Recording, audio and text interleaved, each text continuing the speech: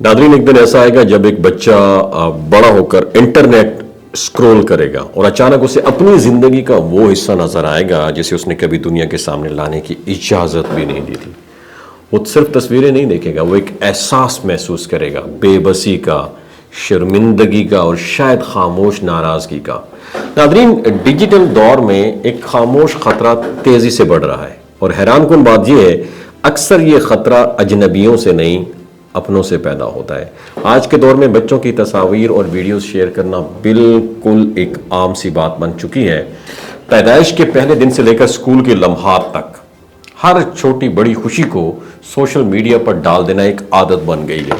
ये सब बज़ाहिर मोहब्बत लगता है, फख्र महसूस होता है और यादों को महफूज करने का आसान तरीका भी महसूस होता है। लेकिन एक सवाल अक्सर नजरअंदाज हो जाता है, वो ये सब कि ये सारा कुछ जो हम करते हैं एक बच्चे को कैसा महसूस होता होगा।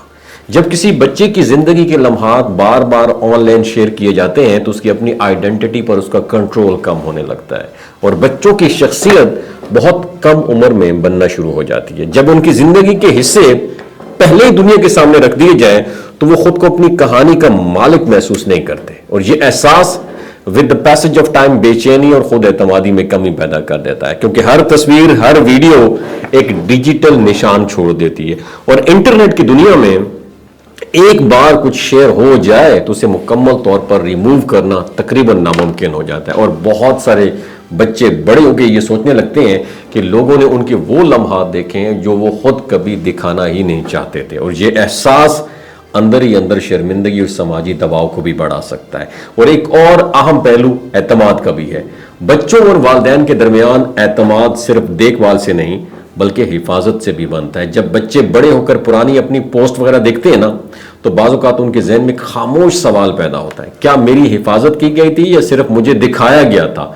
तो ये जो एहसास है ना, ये रिश्तों में सोशल डिस्टेंस पैदा कर सकते हैं और उसके साथ एक और हकीकत भी नजरअंदाज नहीं की जाती कि ऑनलाइन शेयर की गई तस्वीर को दूसरे लोग महफूज कर सकते हैं, गलत जगह इस्तेमाल कर सकते हैं या ऐसे प्लेटफॉर्म पर पहुंचा सकते हैं जहां उनका गलत इस्तेमाल मुमकिन हो। इसलिए हर शेयर किया गया लम्हा सिर्फ एक याद नहीं, एक रिस्पॉन्सिबिलिटी भी है। लेकिन मकसद ये नहीं है कि हर चीज शेयर करना बंद कर दिया जाए। असल मकसद समझदारी के साथ शेयर करना है। किसी भी तस्वीर या वीडियो को शेयर करने से पहले एक लम्हे के लिए सोचना जरूरी है, क्या ये वो चीज है जिस पर बच्चा बड़ा होकर फख्र करेगा या ये वो लम्हा है जो इसके लिए शर्मिंदगी का सबब बन सकता है। एहसास लम्हात जैसे रोना हो गया, सजा मिलना हो गया या किसी मुश्किल हालत की वीडियोस कभी भी शेयर ना करें। ये वो लम्हे होते हैं जो बच्चों की शख्सियत को बनाते हैं और उन्हें दुनिया के सामने लाना तवील अरसे तक नेगेटिव इम्पैक्ट डाल सकते हैं। इस तरह जैसे जैसे बच्चा बड़ा होता है उसकी राय को अहमियत देना भी ज़रूरी हो जाता है। तो सादा सा सवाल मेरा आपसे ये, क्या ये शेयर करना ठीक है? बच्चों को ये एहसास देता है कि उसकी आवाज़ अहम है।